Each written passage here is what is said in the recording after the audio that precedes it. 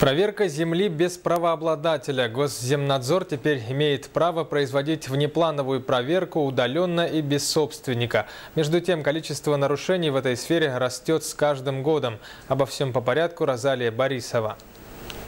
Лучшие партнеры – бдительные соседи, незаконное присвоение дополнительных метров, нестыковки по документам. Львиная доля нарушений в Госземнадзоре выявляется благодаря звонкам и заявлениям неравнодушных.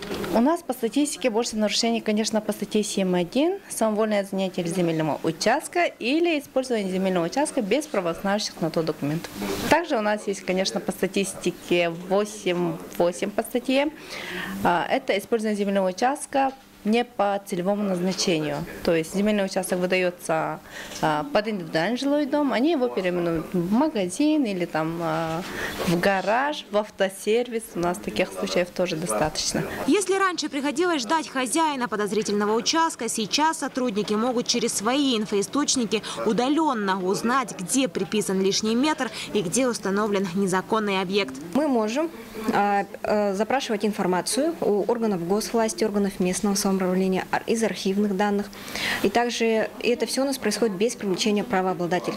Мы сами запрашиваем информацию и самостоятельно это все обследуем.